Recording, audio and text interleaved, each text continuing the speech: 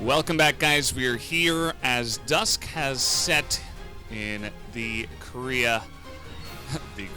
It's me, Valdez, with LS, as we are about to jump into our third match of the night. It is going to be Gen.G up against DAMWON Gaming. Gen.G came in extremely clean yesterday up against Griffin, taking the sweep of the 2-0, whereas DAMWON did struggle a bit more up against KT yesterday, Ellis. No, they absolutely did, and coming into tonight's match, I don't think that there's probably a lot of hopefuls for DAMWON, because Gen.G are just looking so fantastic so far in Spring 2020. They had really strong drafts yesterday. DAMWON, not so much. They were bailed out by one of them, but I think that's really where the game is probably going to be decided here between these two teams, if we're being honest. We are, what are we at right now? 12 for 12? Was it 12? Yeah, it was 12, right? Because it was 2-0-2-0, and it was 8 games yesterday. Yeah, so 12 for 12 in terms of draft, seeing the draft and then predicting who will win based on the draft. Or, well, yeah, who will win and who is advantageous, who is favored after that draft. But we do have the points of the match here. Leader of the West and the East collides. Same spot, but different column. I don't know if I would want to be the leader of the East right now. That means you're in 6th and that you're not in playoffs, so generally not a good thing. Well, when was the last time we lost? Gen.G already on a 6-match, 8-game win streak. Can they secure their pride as the sole number 1? World quarterfinalist DAMWON, disappointing run. Obviously, this is referring to DAMWON is looking very, very shaky here in Spring 2020. The meta did shift. A lot of the power champions that were individual carry champs, like Akali, like Aurelia, even Ryze and Vladimir and rune changes and everything, it definitely is hitting them. Nuguri and Showmaker not really able to do a whole lot. And when the bot lane has a lot of important champions in it, and Nuclear and Beryl struggling to really bring any sort of aid, Canyon not really finding his stride in anything, DAMWON is really looking lost. So, taking a look at some of the team stats here, win rate with gold lead at 25. So anytime that DAMWON has managed to be ahead, they have almost always brought it home, but the same goes for Gen.G. Yeah, and that's win rate with gold lead late in the game. I mean, 25 minutes.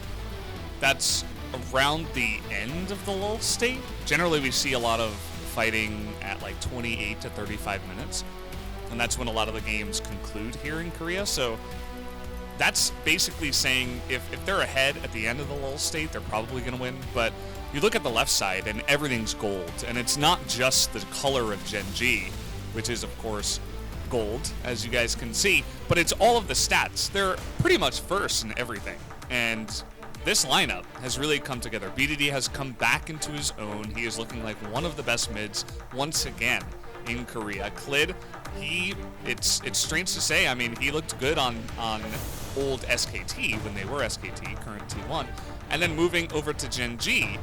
Nice save. Yeah, you don't know how hard that was in the moment. As, wow, we will have a mix-up here for DAMWON. Ghost is gonna be starting here today, along with Hoyt, down in the bot lane. And so, this is definitely going to be a mix-up. It's been a very long time since DAMWON has had anyone really come in to the roster.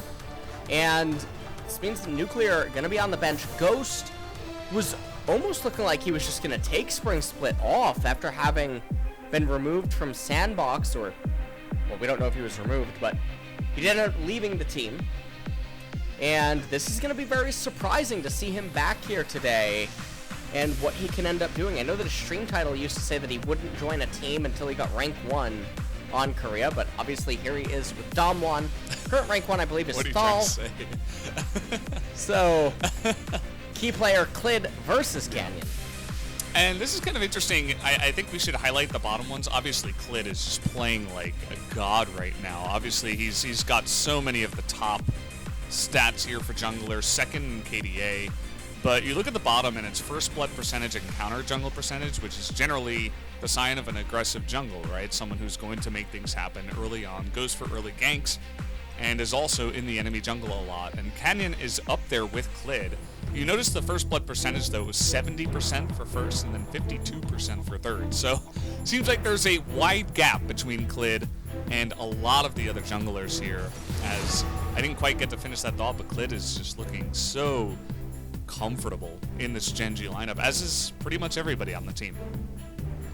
Well, Gen.G, they're going to open this up with a Yuumi ban away. DAMWON now banning Aphelios. And will they ban away the Kalista along with the Senna or the Ornn? We'll have to see. Gen.G now also banning away the LeBlanc. Now, Ghost was or is able to play some non-traditional AD carries down in the bot lane. He is one of the only professional Draven players in Korea. It's true. Definitely something to think about, especially in this meta where no one is playing Draven. I mean, we can ban 5 AD carries and then ban a couple more, and then you'll see 2 other AD carries that are not Draven. And I like, Nuclear hasn't been having the best time. I don't think he was really having a terrible time, but I like mixing things up as there's, failure after failure, after a bunch of losses come in for a team. Let some new players play. Let them give it a shot. I like that Ghost is coming in here. Taric is actually going to be the final ban. This means that Kalista is open. And without any real big trade away, oh, actually Gen.G going to actually elect to pick the set is so surprising. Don't seem too happy with that. I'm just a little perplexed by it. DAMWON now getting a hold of Kalista and the Elise. So already have a lot of stuff going for them. Now Set does have Triflex potential. Let's see what Gen.G elects to round this out with in the bottom lane. Perhaps they have some sort of a surprise. They are now getting the Azir. So already looking to have scaling inside of their team composition. Yeah, Azir has had some mega success today. I mean, we saw Dove on it twice, I believe. He played it at least once, and then Faker brought it out, and now BDD is going to show his hand at it. All fantastic Azir players, obviously. I mean, Dove named himself Dove because of, the bird that is Azir. Faker, it's his most played champion, I believe, and here for BDD has also shown lots of Azir play, Jarvan, and then Pantheon as a response. The most bizarre thing in the world is Set wants champions to come into him, or he wants lots of melee champions. So Elise and Pantheon are already fulfilling that role for him. The other thing is Gen.G opens with Azir blind and follows that up with a Jarvan, and then DAMWON immediately think to themselves to pick Pantheon, who loses not only against Azir, but also loses to Set.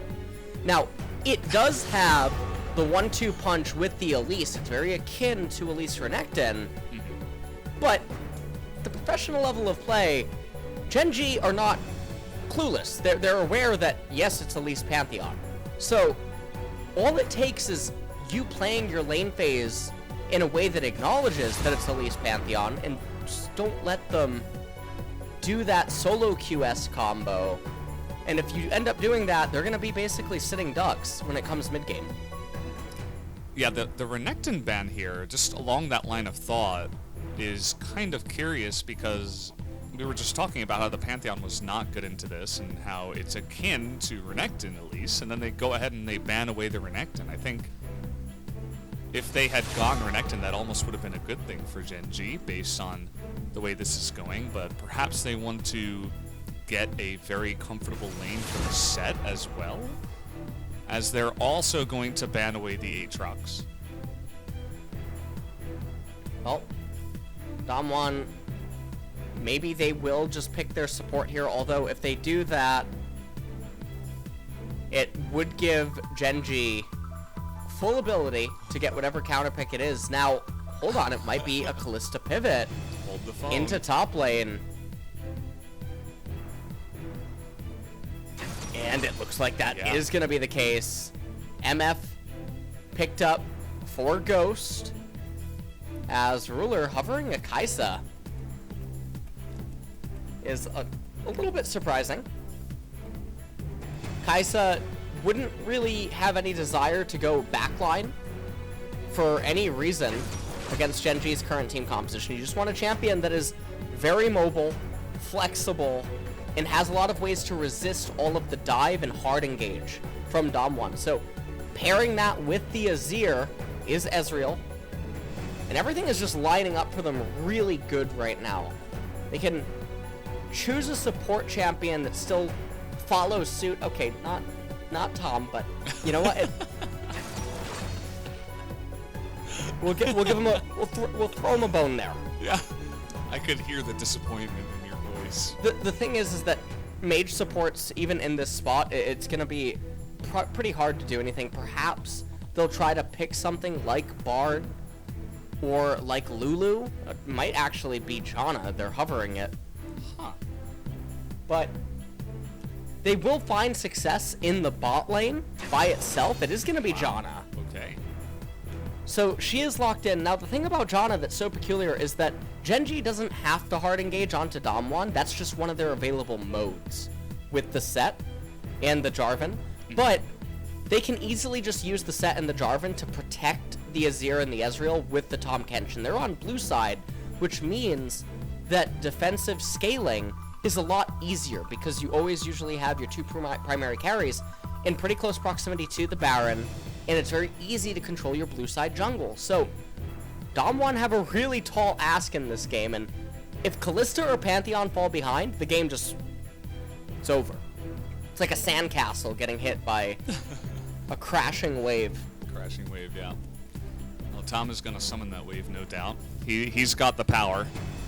No Gangplank this time around. Yesterday we had a very nautical composition for both sides. With Gangplank, Thomas, Kench, Nautilus, and there was one other one, but I forget exactly who it was. Either way, we do have the lineups here, as LS is going to be predicting the side of Gen.G's composition to have the better scaling and to eventually win this game, which would line up with our expectations as to which team is favored coming into this matchup.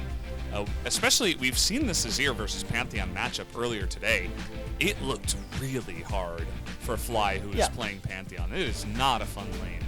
It's not a fun lane by any stretch, and it's so peculiar because they picked the Pantheon into the set and the Azir. Yeah. You have to wonder what's going through their head. I personally don't know. And I don't want to try to know. It will remain a mystery. We're not going to try to figure it out, as it is Elise that will be grabbed and put in the death chamber by Kalista. So for all of you out there who don't really know what's going on, why is Kalista in the top lane? This is a new thing. It's a real thing. She can hop around. She's good against melee, of course, and you can see even the call is going to be bought here by Nuggery, because he's just going to be so safe up in that top side. He latches on with his passive to the jungle so that when a gank comes, he can save the Elise, or he can even throw her in for some extra CC. Hoyt trying to get some money here, but it's not going to work out. Not going to be able to find anything. Does have pretty high movement speed, so you can't really blame him from being in close proximity with the Pantheon and looking for some extra gold. Now, some people might be wondering if they've been following along with the post-draft predictions. It is going to be Gen.G that's going to win this game because of the draft. We're 12 for 12 right now. We have to make sure to get it to 13 out of 13. Imagine being 12 for 12. I mean, you were even, Sandbox was not the favorite against Afrika at all. And you looked at both of those drafts and you were like, no, Sandbox is favored. And then they won both games in a row. It was that's not supposed to happen, right? And it's not supposed to be 100% win rate for these drafts, right? But even getting close to 100%, even 80% is impressive. But the fact that it's so far already 100 for these couple of days is pretty insane. As they see where the ward is placed, and they're going to bring Clid immediately up to the top lane. And Clid is really looking to set something up, and I believe that Rascal must have Facebreaker to make this happen, and here we go, but Nuggery did get level 2. They get the flash out, and now immediately gonna cast the sweep, or activate the sweeper trinket, sweeper lens, clear out the ward, and this doesn't really do all that much to influence the Jarvan. Now, interestingly enough, the Jarvan is able to function on very low economy this game, because it's all about if the Azir and the Ezreal get really big. And so because of that, he's able to just constantly keep running around and influencing the lanes. And if he does that and Kalista and Pantheon can't get noticeable advantages, then he did his job. It doesn't matter if he's down a base level, he's down 1,000 gold compared to the Elise. He will have achieved what he needed to in order to win the game. Absolutely. And it's going to take little wins, but you can see that Canyon is also really trying hard to influence the enemy jungle by coming in here. She is going to get knocked up, though, that Elise, and he's been hit by the Gromp as well, and it's going to go the way of Clid. He hits level 3 with the TP coming in, and the repel. Is it going to matter? No, it will absolutely not. First Blood is going to go the way here, and now BDD making his way over. Rascal burning down, and is in fact going to go down, but now Nuggery without a flash, they are going to actually have it burn down to Clid. I think they wanted to hand that kill over to Azir, but the burn from the red buff was too much, and in the end, that invade does fail with the 2-1 victory and kills going to Gen.G. Yeah, 2-1 victory, and they get so much value. You get the teleport off of the Pantheon, and you're absolutely right. They would have ideally liked for that kill to go over to the Azir, giving him the double buffs, but it was Kled that picked it up. You can see he's immediately going back up to top lane. Top lane is in a beautiful state. Nuggery not having a control ward, and I don't even think he's going to go over to ward. I think he's just walking straight back to lane. He has his trinket, Valdez, and he's not going to place it. He's so greedy. I think he will. Oh, he is? Here he comes, and he is going to get knocked up.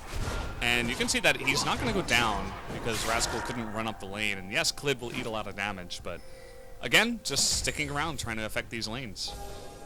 And Clid gonna come over and add a lot of mental pressure by clearing away that ward. And so this grants Rascal the ability to shove in this wave, recall, and just go and get some items. He's not under any pressure. The wave is so big, there's no way for Nuggery to really do anything. Let's take a look at this replay. I have no clue what Canyon was thinking, trying to do this drop. Now, you have the crashing wave from the Kalista, but that means that Set is going to be the first one to respond. Now, pay attention to Rascal. He waits for the repel to end, so he gets the stun on the Facebreaker. Azir making his way over. Doesn't really need teleport. Rascal does eventually end up dying, but it does come at the cost of Showmaker using his flash. And then Nuggery, right at the very end, ends up falling as well. So, in the live game, the Jarvan, we talked about how he's able to be functioning on very low economy, as 649 days ago, Janna was picked. She was picked elsewhere, though. She was picked in LEC, as well as just in the LCK. And North America, I believe she was also picked. Yeah. And so Janna finally making her debut here. She was banned away, though, I believe. Yeah, she was, in one of the actually. pick bans. That was when it was all about the supports that go top and just sit there and get money. When Soraka was getting banned at the same time. I think she was banned in like a second phase or something like that. Yep. Either way, Rascal here is being zoned off this turret for a little bit. It's okay because it is the cannon, so he gets to wait a bit. But here comes Pantheon, 3-on-2, trying to burst him down, but so much damage coming out from the Haymaker. They're going to get one. Will they get the two? The Fate's Call is going to save Canyon here, but in goes Clid. There's the double kill, and there's Nuggery trying to hop away, but BDD should be able to easily sweep this one up. A couple of autos, and that is going to be the extra kill going to BDD. And so that is a really unfortunate series of events. And Valdez, in game number 2, DAMWON's going to really have to reassess how they're going to approach the draft here, because this one is all but over. The camera can pan to bot lane as the last potential place that DAMWON can maybe hope to achieve something, but it's a misfortune and a Janna, and they're not the focal pieces of this team composition. It was all about the Pantheon. It's all about the Kalista. They failed to get ahead. Nuggery about to make yet another donation. Clid is being a bully.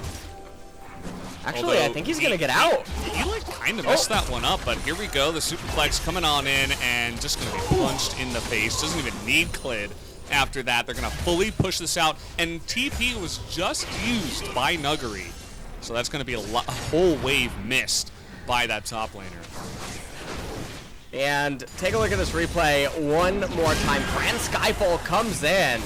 Pantheon does the W, but the angle on his E, not that good. It didn't account for if the turret aggro would re-shift over to him, and so he takes a lot of damage, even through his E active, because it wasn't blocking the damage incoming from the turret. And Nuggery, I have no idea what he was trying to do. He knew that BDD would be on the way. The immediate follow-up here is Clid is...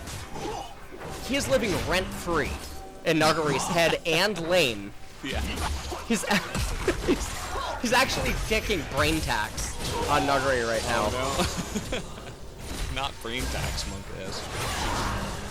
Yeah, I mean, he's just setting up shop. He like came to a new neighborhood. He was like, hey, this area looks nice. Let me build a house.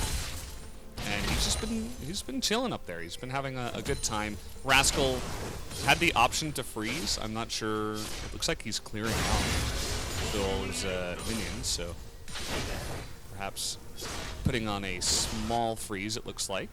Not immediately pushing it out, but puts the lane in kind of a awkward state for Nuggery. You can see how passively he has to play, because this is what you were talking about. Taking up, real estate in his head is exactly what's happening, because it causes Nuggery without, to feel very unsafe. And the thing about this top lane matchup now is, even though Set does not yet have Phage, he has the Ninja Tabbies, and it's just so effective against the Kalista. The mobility early on, also super valuable. Kalista went from Berserker Greaves and double longsword. We do have a 2-on-2 here in the river, as Canyon is going to get to safety because of the repel, and now Nuggery is going to come down here, but he's going to get burst down! Just like that, as BDD and Clid are going to put an end to him. That Cocoon is going to go wide, and BDD is just skating around the river, and the jungle picks up 2. And now Nuggery and Hoyt, even though Hoyt got here first, Thomas Kench, he is a Sir. Nice little ultimate there to push them all away. Means that Janna will go to safety, but a massive, magnificent play from Gen.G. And honestly, Canyon is looking like the Grand Canyon right now. There are so many dents in his gameplay this time around, as he is looking really, really rough. He's making a lot of questionable decisions, getting clapped at every single one. It really looks like Hercule when he tried to run at Cell. Did you ever watch Dragon Ball Z? Alright. Yeah, I remember that. Paladin's never watched Dragon Ball. Yeah, okay, you can't fool me or the collective, okay? I remember. Now, this is going to go the way of DAMWON, funnily enough. Looked like they just got more support faster. Showmaker just hopped in there with the Grand Skyfall. And that was the end of that. So they very aggressively took that objective back. And the score is 8-1 right now. Just over a 3,000 gold lead. DAMWON, they do have a Mountain Dragon, but none of their champions build any resistances. We take a look at this.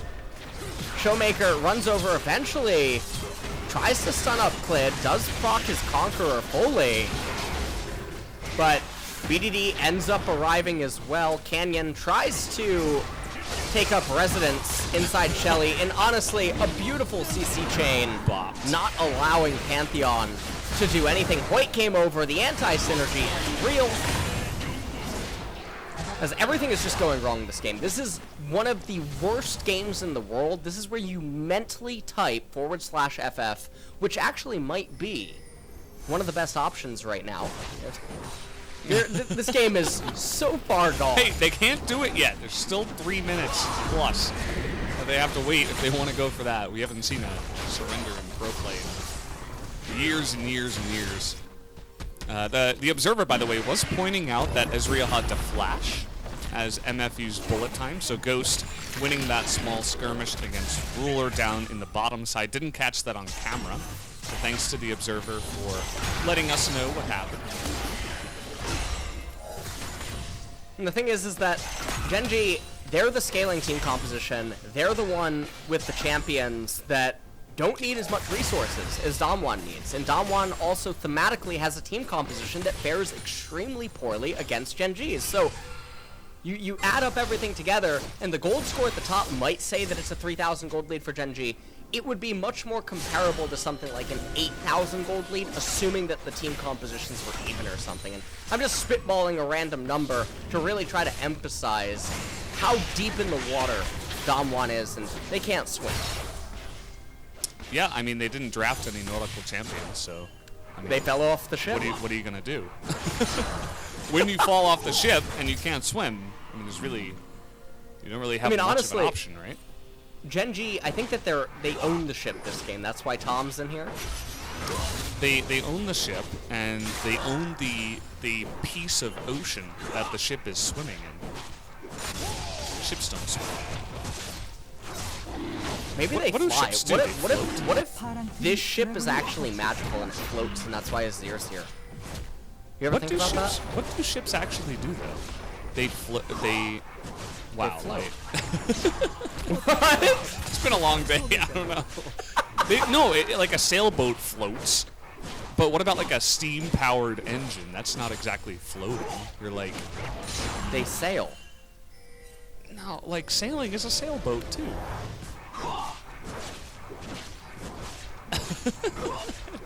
I don't know. Let's blame it on the long day that we've had. Thank you for that, Valdez. Yeah, I just had to ask the important questions here. Yes, this is actually imperative that we understand this. Yeah. As, thank you for that. As Sir Thomas, he's actually wearing his sailor outfit. Yeah, so the ship can float. So that he can go swim down the river. back to bot lane. And we have entered into the lull state. Now, DAMWON Gaming were able to get the top tier 1 turret, and all that this has done is grant Set the free farm. And I really like Rascal's itemization. He actually picked up the Bramble Vest. It's going to be super effective against not only the Kalista, but also the Pantheon, the MF as well. Just a really nice item purchase. Get that out of the way super early on, and it's just so impactful at every single stage of the game. And Kalista's just going to keep playing ping pong in top lane. And the scary thing is that yes, she has Blade of the Ruin King, yes, she has Zeal, Berserker Greaves, etc. If she has to overextend, Jarvan and Azir can just easily collapse, and yeah, sure, you have... Oh, he was... What? He actually got out of vision there. And there were a lot of pings, but... don't know how that happened. That's like a studied thing. Because he flag dragged past the right side, but not past the left side. Yeah, that was really strange. Like, he knows that vision is possible on the right side of the scuttle, but not on the left side. Well, otherwise, why would he flag drag at all? Yeah. And ooh, bit of a trade going on there. So mid-tier 1 turret has fallen, and honestly, I think that this game is really showcasing though how obnoxious Kalista can be. She was put 6 feet under really early on. And Nuguri on this Kalista, still up 40, 50 CS in top lane, had the first turret. Look at the health on the top tier 1 turret for Nuguri. Basically completely healthy. Now, unfortunately for DAMWON Gaming, they're not getting bailed out by potentially trying to race to some sort of an Ocean Soul or do something super cheesy and get to it. It's going to be a Cloud Dragon coming up, which means that Gen.G going to have all the more time in the world to just sort of sit back and scale. And without Shirley, there is no way to break Azir's mid-tier 1 turret, which means that DAMWON eventually are just going to be guillotine in mid-game without anything to really do, and Azir and Ezreal will just coast to 4 items freely. Set's gonna get to 3 items, and team fights are gonna be so lopsided. You missed the cannon there. And when you said coast, kind of reminded me of like a sailboat on the sea, just sailing by, floating very easily with just the wind behind their sails. And it kind of does feel that way now that you put it for Azir and Ezreal. Just chilling, just sitting back, farming up. They're going to hit their item spikes really comfortably. There's not much that DAMWON can do. I'd be curious to see how a Kalista does in a team fight, as she does have already the 2 items with the ones that she has picked up already. So definitely really strong in terms of the farm that has been coming out here already. And the mid lane didn't go as poorly for this Pantheon compared to Fly earlier on today. So I suppose that's good news for the side of DAMWON as well. Well, DAMWON is still struggling to really find anything here inside of this game. Now, also, they are getting a little bit of aid. Black Cleaver was picked up on set. And Jarvan is pure tank. Ezreal does deal hybrid damage, and obviously Azir. There's a little bit of physical stuff going on, but we've talked ad nauseum over Spring 2020 about itemization and things of this nature. When you don't go Trinity Force on set, really just doesn't make any sense whatsoever. You get a little bit more HP from Black Cleaver. Set's goal is to deal true damage. We might have a team fight.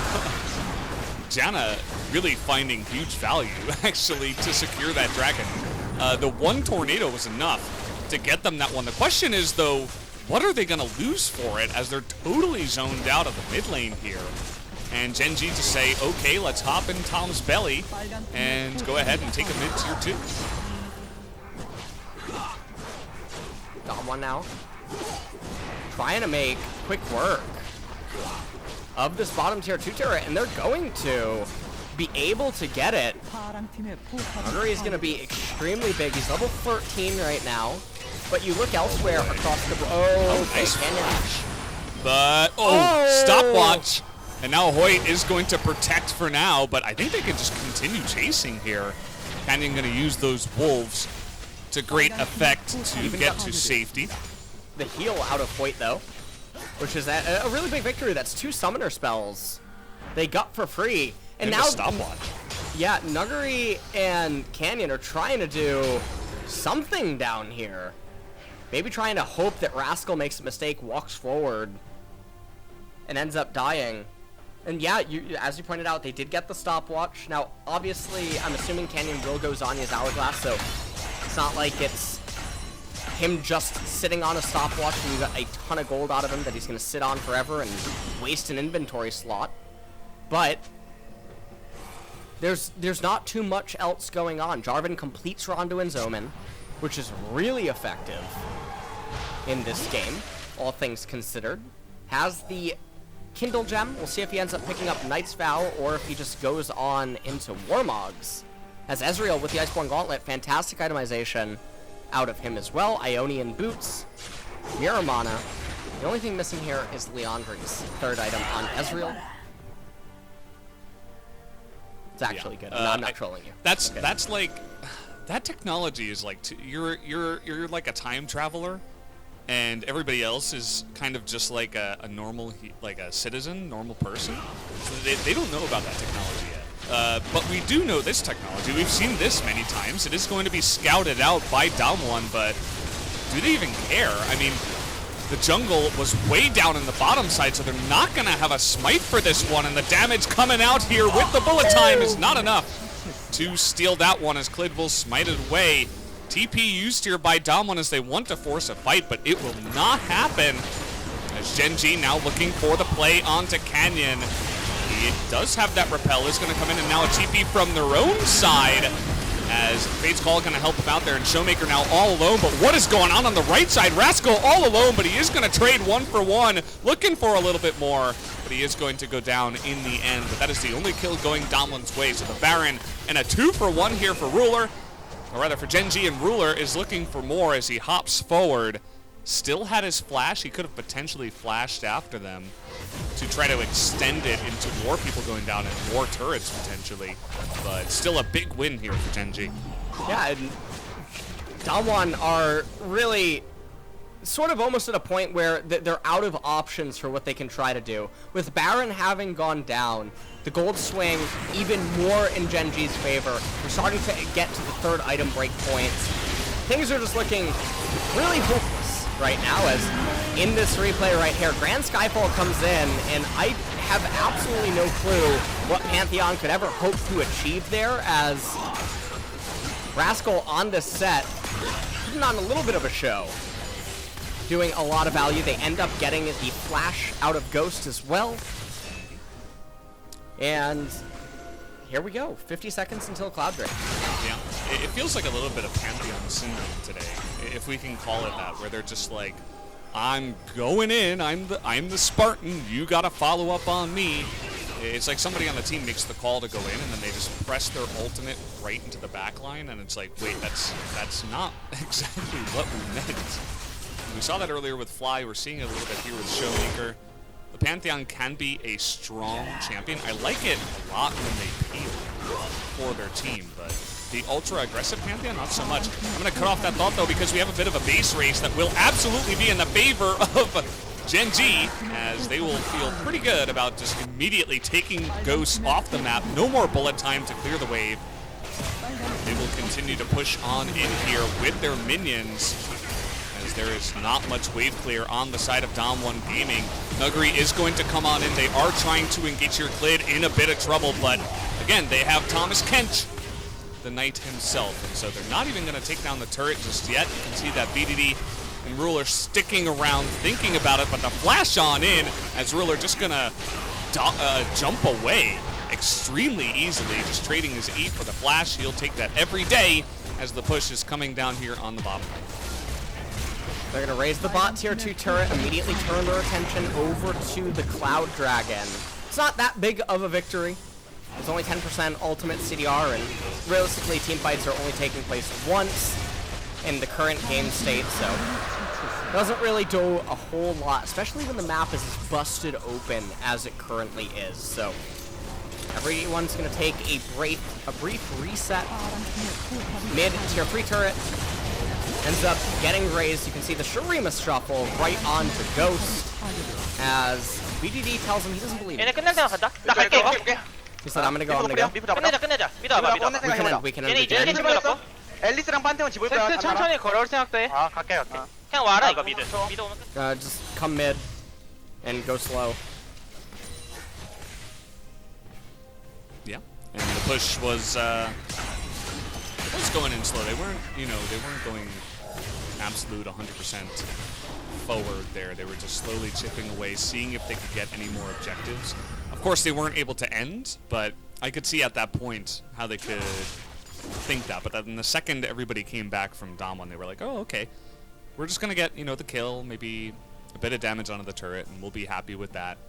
Still miles ahead is Gen.G, even if the gold score is only like 3,000, 3,500 in their favor, it's definitely a lot more. They have 3-item Azir, they have almost 3-item Ezreal, not to mention a super chunky Jarvan, who is quite thick at this moment in time.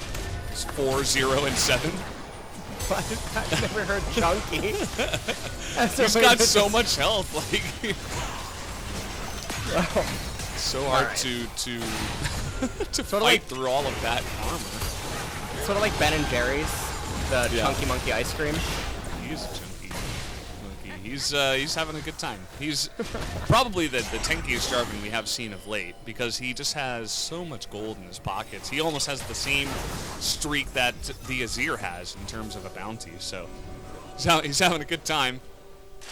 And they're just pushing down top. Oh, just pulling Canyon on the wall. There's nothing for him to repel over to the right side. He is going to have to flash away as the push will commence once again. The poke damage is huge, especially when they're so far ahead. You talked about this in the draft, and lo and behold, it is coming to life before our eyes.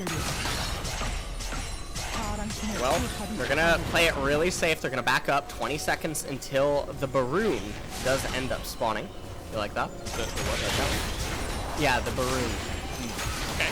NA Shore. NA Shore. NA Shore. I like what Life does there. He's not afraid to just flash. He knows that if it's a 5-on-4, it's going to make it much harder, but his flash is just, you know, it's just a summoner. It's not going to make the biggest difference. They're just going for it. They say, hey, we have Ballista. You know what? This is why it's the NA Shore. The Baroon NA Shore, as they are all going to be versed down there in the end. Elise will pick up the Baroon, but will it matter here? Nuggery doing a great job, but a big knock up there by the side of Jarvan, and you can see that Nuggery isn't able to kite away as nothing but air there from BDD as everybody died so fast. Life is just going to lick the Azir, and the Soldier is going to hit Life as a little bit of a friendly tussle comes in there at the end. Gen.G 16-3 in kills. They will dominate DAMWON here in game number 1. Yeah, domination is absolutely the word, as DAMWON are really just looking so lost. But massive credit to Gen.G, another stomp, another one-sided victory, really, and Clid just putting on a show in the early stages of the game. Absolutely my MVP. I don't think you can really give it to anyone else. He was the one that got all the balls rolling, playing on that low econ, so clean with his mechanics as well on the J4. So many CC cancels and interruptions. It's really good play all around. Gen.G just proving once again why they deserve to be number 1 here. We look at T1's play earlier, extremely clean against APK, but Gen.G go up against DAMWON and just make them look silly, essentially. Nuggery trying to fight back, but he got camped extremely hard by Clid, and both teams are just so smart. I feel like we're breaking down the tiers of the standings into further smaller tiers, and I feel like Gen.G and T1 are on their own level right now, in my opinion at least. We'll have to see more out of Dragon X as the games do come along. Yeah, and this was really the beginning of the downfall, and Nuggery, he tried his best to come back in this game, did really good in the CS department, but honestly, his over-aggression just got completely clapped inside of this game. Right here, a very uncharacteristic mechanical error by Showmaker with the direction that he pointed his Pantheon E. As, I mean, this was really big as well. I mean, there were major turning points inside of the game. BDD comes over, finally impales the Kalista, and actually that looked very aesthetically on point. That was one of the CC cancels into the Cataclysm to get the clean kill. The anti-synergy here, as Hoyt actually saves Clid from the cocoon, I believe. Yeah. It does get windy at the Grand Canyon. It does. And I've never actually been there. So then how do you know? There's no water there, can't take a ship. The ship sense. used to be there, and that's why the Grand Canyon exists now. Oh, okay. I see. Yeah, the ship, it likes to make dents. I mean, there are a lot It was of very champs thick. on that ship. It's a thick ship for sure. Craters didn't make themselves. Jarvan knows. Just ask Jarvan. And yeah, they thought they could win here. It wasn't the case. As DAMWON, they go for the all-in, essentially.